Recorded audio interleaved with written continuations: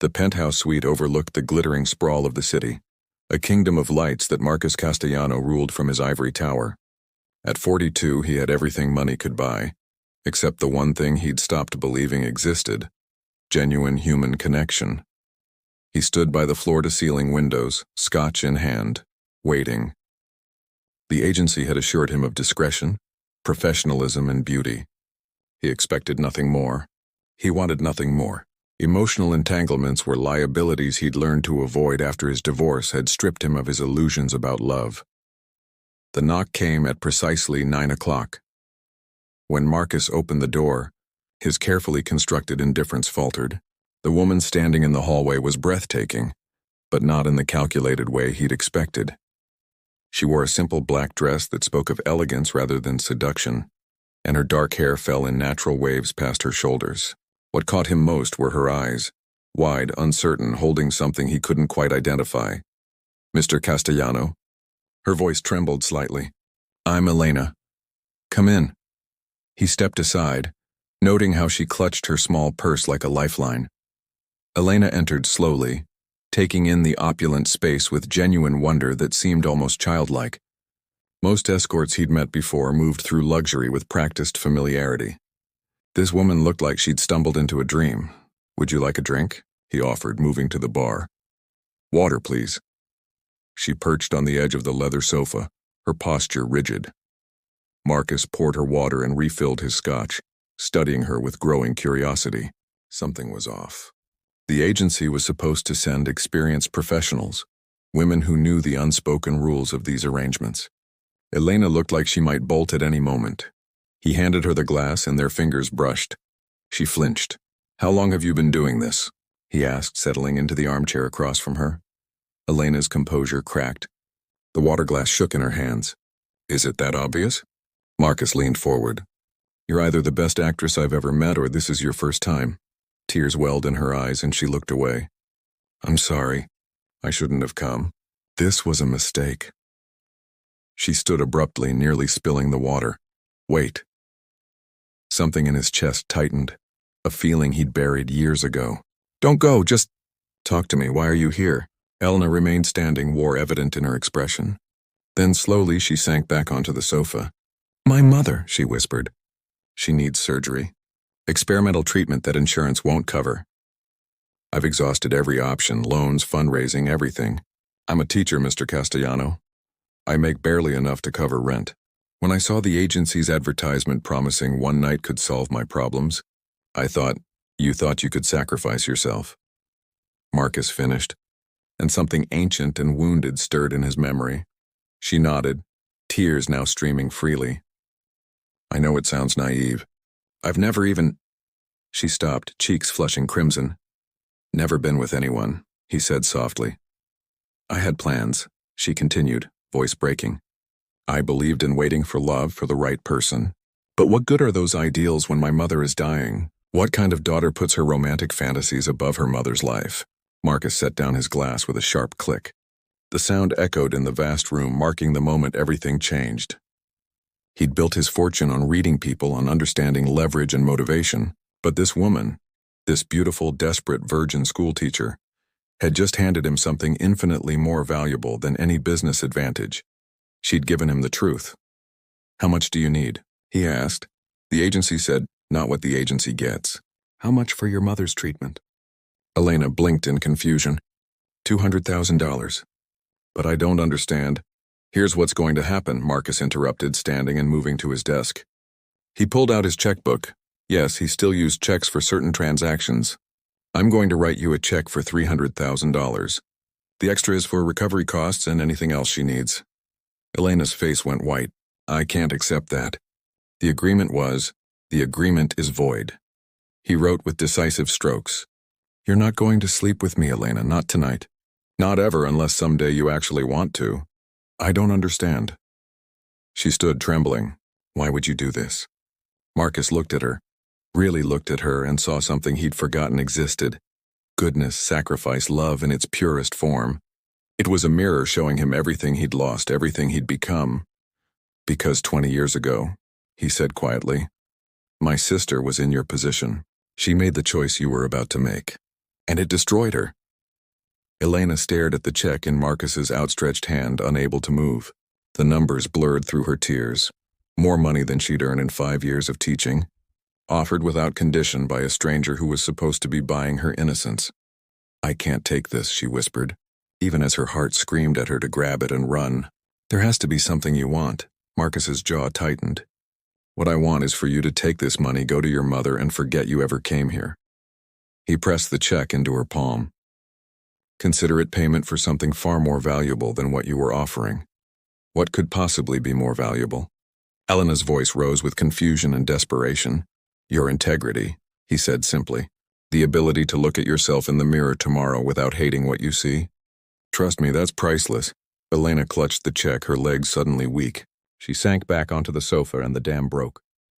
Sobs racked her body, the release of months of terror, of watching her mother waste away, of sleepless nights calculating impossible math, of the final degrading phone call to the escort agency. Marcus stood frozen, clearly uncomfortable with her emotional display.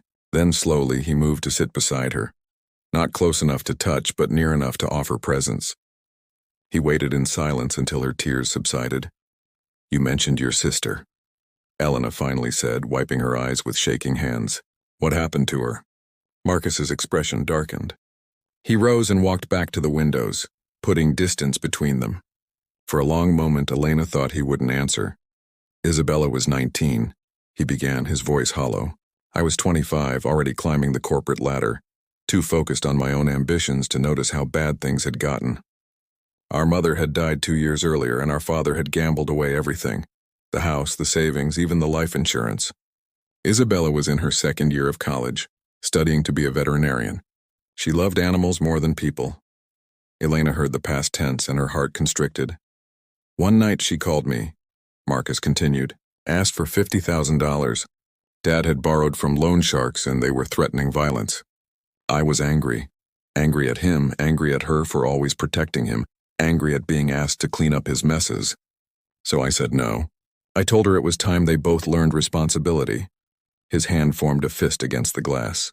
"She found another way to get the money. Like you, she answered an advertisement. Unlike you, there was no one there to stop her from going through with it." "Oh God," Elena breathed. "The man was violent," Marcus said flatly. "He hurt her badly. When she finally came to me 3 days later, I barely recognized her. Not just physically, but the light in her eyes was gone. I got her to a hospital, paid off the debt, even had the man arrested. But Isabella was never the same. She dropped out of school, stopped talking. 6 months later, she took a bottle of pills." The silence that followed was suffocating. Elena stood and walked to him, no longer afraid. She placed a gentle hand on his arm. "I'm so sorry," she said, meaning it with every fiber of her being. Marcus looked down at her hand, then at her face. "I've spent 20 years trying to atone for that phone call. Built an empire, donated millions to women's shelters and crisis centers, funded programs for at-risk girls. But I've never been able to forgive myself. And tonight, when you walked through that door with that same desperate, terrified look in your eyes, you saw her," Elena finished. "No," Marcus said, turning to face her fully. "I saw a chance to not be the person I was that night. To be the person I should have been for Isabella." Elena felt something shift in the room, an intimacy born not of physical contact but of shared wounds. "Can I ask you something? Why did you call the escort agency in the first place? A man like you could have anyone." A bitter smile crossed Marcus's face. "Could I? I'm rich, yes, successful. But every woman who's entered my life in the past decade has seen dollar signs, not me. My ex-wife certainly did. After the divorce, I decided transactional relationships were honest. No pretense, no betrayal, just clear expectations and compensation." "That sounds incredibly lonely," Elena said softly. "It is." The admission seemed to surprise him. "But it's safe." "Safe from what?" "From caring enough to hurt again." Marcus moved away from the window, suddenly needing space. "After Isabella died, I threw myself into work. Built my first million by 30, my second before 35. Money became armor. If I was rich enough, powerful enough, I'd never be helpless again. Never have to watch someone I care about suffer because I couldn't protect them." Elena understood then. His wealth wasn't just compensation. It was a prison he'd built to contain his grief and guilt. But you're still suffering. Every day, he admitted. I thought I could buy my way to peace. Therapy, meditation retreats, charitable foundations. I've tried everything money can purchase. But some debts can't be paid with cash. The confession hung between them like a bridge across an impossible chasm. Elena moved to the window, standing beside Marcus, both of them gazing at the city below. Thousands of lit windows, each one a life, a story, a struggle. I understand debt, Elena said quietly. Not financial, moral. 3 months ago, my mother collapsed during Sunday dinner. One moment she was laughing, the next she was on the floor, seizing. The ambulance, the emergency room, the diagnosis, stage 4 cancer, they said. Aggressive, rare. Her only chance was an experimental treatment not covered by insurance. You've been carrying this alone, Marcus observed. My father left when I was 7. No siblings. My mother worked 2 jobs to raise me, sacrificed everything so I could go to college and become a teacher. It was my turn to sacrifice for her. Elena's voice hardened with determination. I would have done anything, including this. Including this, she confirmed. I spent 6 hours sitting in my car outside the agency before I finally went in. Told myself it was just one night, just my body, that it didn't mean anything. But the truth is, every value my mother taught me, every lesson about self-worth and dignity, I was ready to betray all of it. That's not betrayal, Marcus said firmly. That's love, is it? Elena turned to him. Or is it cowardice? There were other options. I could have started a crowdfunding campaign, reached out to local news stations, begged on social media. But those felt too vulnerable, too public. This way, I could suffer privately. Tell myself I was being noble instead of just too proud to ask for help. Marcus studied her with newfound respect. You've thought about this deeply. I've thought about nothing else.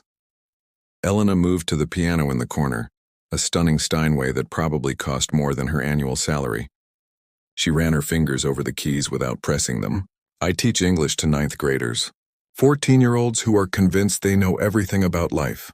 I spend my days trying to show them that literature matters, that the choices characters make reflect something true about human nature. And here I was, about to become a cautionary tale in someone else's story. What book would you be from? The question surprised her into a laugh. I don't know. Maybe Les Miserables. Jean Valjean stealing bread to feed his family. Desperation pushing good people to bad choices. Or maybe, Marcus suggested, moving to the piano bench and sitting, you'd be a character who makes a desperate choice but finds unexpected redemption instead. He pressed a key, middle C, pure and clear. Do you play? Not since I was 12. We had to sell our piano when money got tight. Elena sat beside him, drawn by the instrument's beauty. My mother used to play Chopin nocturnes while I did homework. I didn't appreciate it then, would give anything to hear her play one more time. Without warning, Marcus began to play. His fingers moved across the keys with surprising grace, drawing out a haunting melody that filled the vast penthouse. Elena recognized it, Nocturne Opera 9 No. 2, one of her mother's favorites. You're full of surprises, she said when he finished. Isabella taught me, Marcus said, staring at the keys. After she died, I couldn't touch a piano for 15 years. Then one night, drunk and alone, I bought this Steinway and played until my fingers bled. Trying to call her back, I suppose. It didn't work, but I kept playing anyway. Elena placed her hand over his on the keys. I think she heard you. Marcus looked at their joined hands, something awakening in his expression. Hope, perhaps. Or the memory of what hope felt like. You should call your mother. Tell her the treatment is covered. Don't make her wait another minute. She thinks I'm at a teachers' conference in Chicago, Elena admitted. I couldn't tell her the truth. It would kill her faster than the cancer. Then tell her a wealthy benefactor heard about her case and made an anonymous donation, Marcus suggested. It's not entirely untrue. Elena pulled out her phone with trembling hands. She'll want to thank you. Want me to find you and express her gratitude. Then find me. Marcus stood from the piano. Not tonight, you need to be with her, get the treatment scheduled. But after if you want to. I'd like to hear how she's doing. Why? Elena asked, even as she clutched the phone like a lifeline. Why do you care? Marcus was quiet for a long moment. Because for the first time in 2 decades, I feel something other than guilt. And I'm not ready for that feeling to end. Elena made the call. Her mother answered on the second ring, voice weak but alert. As Elena explained about the mysterious donor, the money, the treatment that could begin immediately, she watched Marcus retreat to give her privacy. He stood at the windows again, shoulders rigid, a lonely silhouette against the glittering city. When she hung up, her mother crying with relief and joy, Elena walked to him. She wants to meet you. Says she needs to thank the angel who saved her life. I'm no angel, Marcus said bitterly. No, Elena agreed. You're just a man trying to save someone he couldn't save before. That might be even better. He turned to her, and in his eyes she saw the war between hope and fear, between the desire for connection and the safety of isolation. Elena, I need you to understand something. I didn't do this expecting anything in return. I don't want you to feel obligated. What if it's not obligation? Elena interrupted. What if I want to know you? Not because of the money, but because tonight you showed me something I'd stopped believing existed. What's that? Goodness, she said simply. Real unconditional goodness.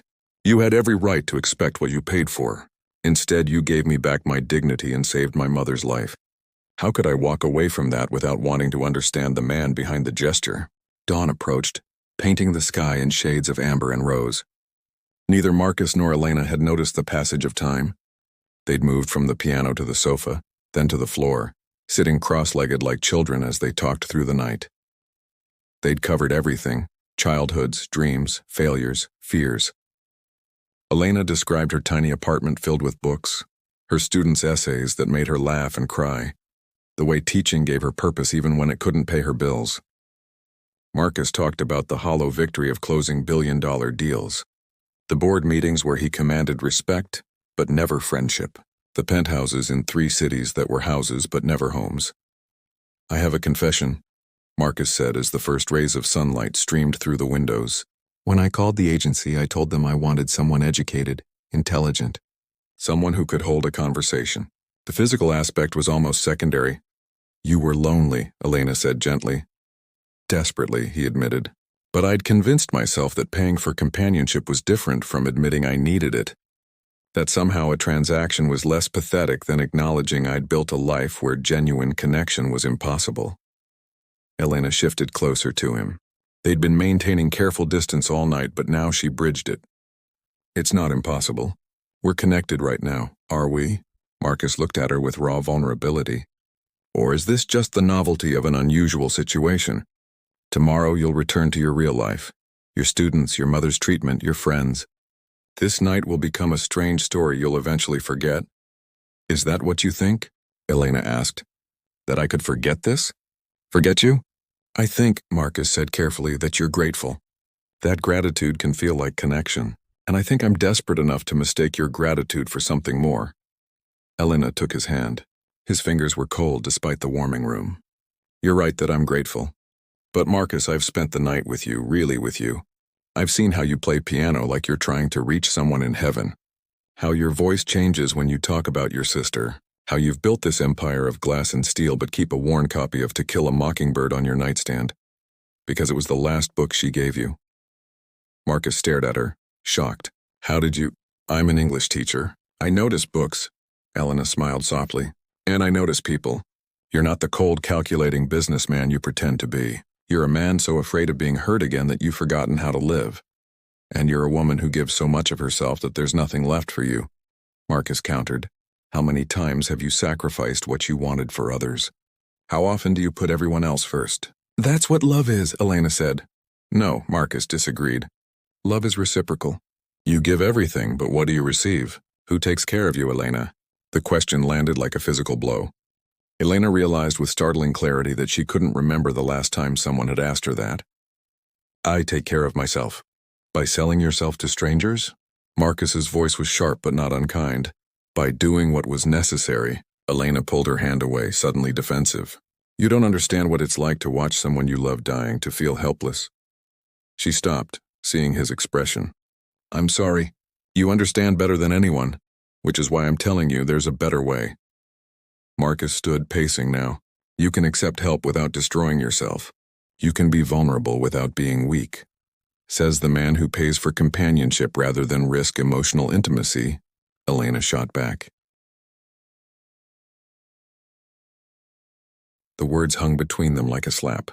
Marcus froze mid-stride, his face cycling through anger, hurt, and finally grudging acceptance. "Touché," he said quietly. "We're both disasters, aren't we?" Elena laughed despite herself, a real laugh, bright and surprising. "Completely.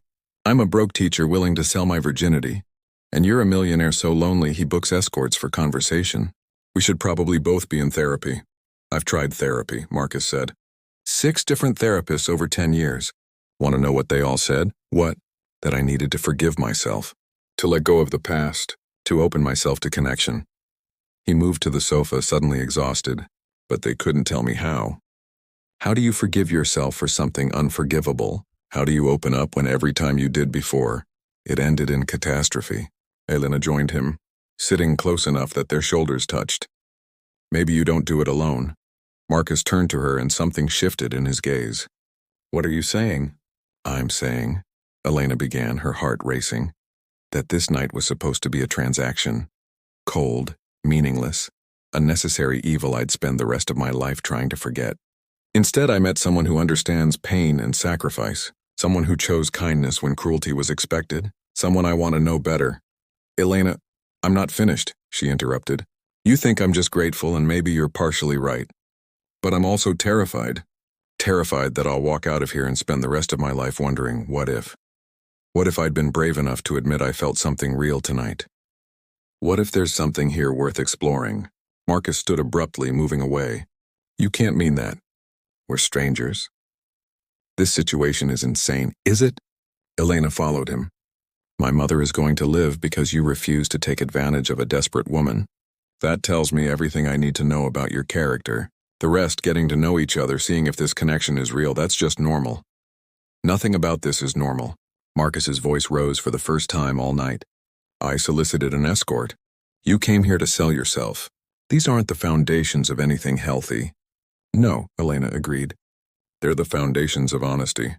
We've seen each other at our worst, our most desperate, most vulnerable, most broken. If we can connect here in this darkness, imagine what we could build in the light." Marcus stared at her, warring emotions clear on his face. "What exactly are you proposing?" Elena took a breath, committing. "Let me take you to meet my mother. Let us thank you properly. Then, if you want, maybe we could have coffee sometime. As friends. No obligations, no expectations. Just 2 people who met under extraordinary circumstances trying to figure out if something ordinary could grow from it." "And if it doesn't?" Marcus asked quietly. "Then I'll still have met someone remarkable," Elena said. "And you'll have saved 2 lives instead of just 1, mine and my mother's. That's not nothing." Marcus walked to his desk and picked up the check he'd written hours ago. Elena's name was scrawled across it in his confident hand. $300,000 signed and ready. He stared at it for a long moment, then looked up at her. "I need to tell you something," he said, his voice steady but laden with emotion. "Something I haven't told anyone." Elena waited, recognizing the gravity of the moment. "After Isabella died, I made a promise to myself," Marcus continued. "I would never let anyone get close enough to hurt me again. I've kept that promise for 20 years. Built walls so high that no one could scale them. The escort agency was just another wall. Intimacy without risk, connection without consequence." He set the check down and moved toward her. "But tonight you didn't just scale those walls. You demolished them. And I'm absolutely terrified." "So am I," Elena admitted. "I came here ready to give away something precious out of desperation. Instead, I found something even more valuable. Someone who sees me. Really sees me. Not the grateful daughter or the dedicated teacher, but the scared woman underneath who's been carrying everything alone for so long." Marcus reached out tentatively, and Elena met him halfway. Their hands joined. No longer the desperate grasp of earlier, but something deliberate and full of possibility. "I don't know how to do this," Marcus confessed. "I don't know how to be open, how to trust, how to let someone in without expecting disaster." "Then we'll figure it out together," Elena said. "One coffee at a time, one conversation, one day where we choose to show up even when it's scary." "I'm not an easy man to love," Marcus warned. "I'm demanding, controlling, and I use work to avoid feelings. I'll probably disappoint you." "I'm not exactly a prize either," Elena countered. "I'm stubborn, I put everyone else first, and I teach teenagers for a living, which means I'm slightly insane. I'll probably frustrate you. So we're both broken, Marcus said, a ghost of a smile playing at his lips. Maybe, Elena agreed. Or maybe we're just human. Maybe perfect people don't exist and the best we can do is find someone whose broken pieces fit with ours. Marcus pulled her closer, their faces inches apart. I want to kiss you, he admitted. But I won't, not tonight. Not like this. When I kiss you, I want it to be because we both chose it clearly and freely, not because of money or gratitude or the strange intimacy of a desperate night. Elena felt tears prick her eyes, not of sadness, but of profound relief. You're right. But Marcus, I want you to know that when that kiss happens, it won't be because you saved my mother or showed me kindness. It'll be because I chose you. The real you, complicated and scared and trying so hard to be good. The sky outside had transformed completely, night surrendering to day. The city below came alive with morning sounds, traffic, voices, the rhythm of ordinary life resuming.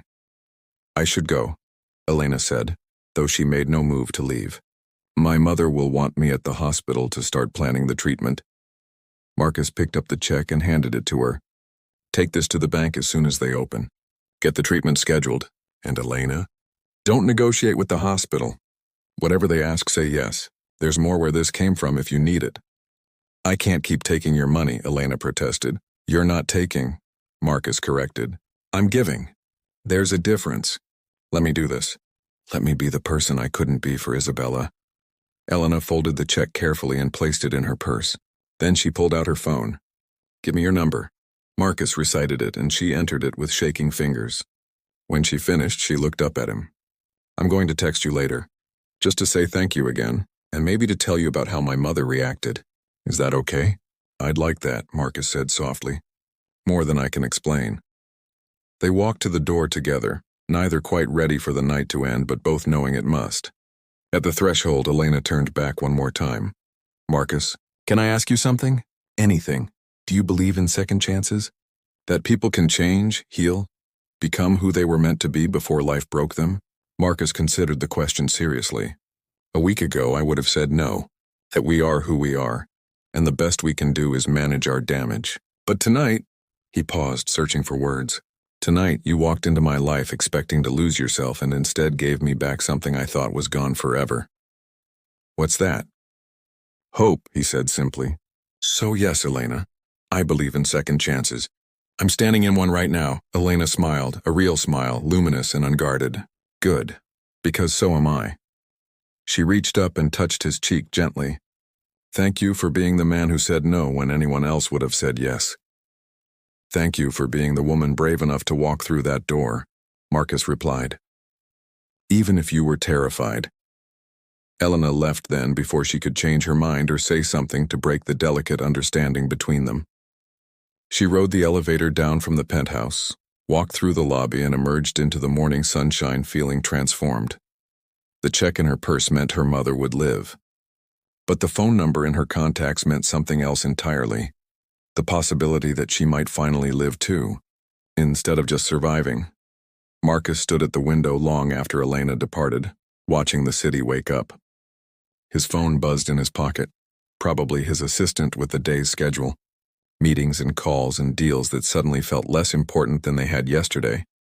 Instead of checking it, he walked to the piano, sat down, placed his fingers on the keys. This time he didn't play Chopin's Nocturne. Instead, he played something new, improvised a melody that felt like dawn breaking after a long night. It was uncertain and imperfect, full of starts and stops, but it was honest, like hope itself. His phone buzzed again. This time he looked, a text from an unknown number. My mother is crying happy tears. She wants to meet her angel. Are you free for dinner this week? No pressure. Just gratitude and maybe the beginning of something impossible. Elena Marcus stared at the message for a long moment. His finger hovered over the keyboard. 20 years of self-imposed isolation urged him to decline, to send the check but maintain his distance, to return to the safety of his walled fortress. Instead, he typed, "Dinner sounds perfect." And Elena? Nothing is impossible. We proved that tonight. He hit send before he could reconsider. Outside, the sun climbed higher, burning away the last shadows of night. In a hospital across the city, a woman received the news that she would live to see another year. In a small apartment, a teacher prepared to keep a promise to her mother while holding a new possibility close to her heart. And in a penthouse that had been a prison for 20 years, a man began the slow, terrifying work of opening a door he'd thought sealed forever. The impossible had already happened. What came next was simply the choice to keep choosing it. One dinner, one conversation, one act of courage at a time. And for the first time in 2 decades, Marcus Castellano chose hope over fear, connection over safety, and the risk of love over the certainty of loneliness. It wasn't a fairy tale ending. It was something better, a beginning, messy and uncertain, but real, and sometimes real is enough.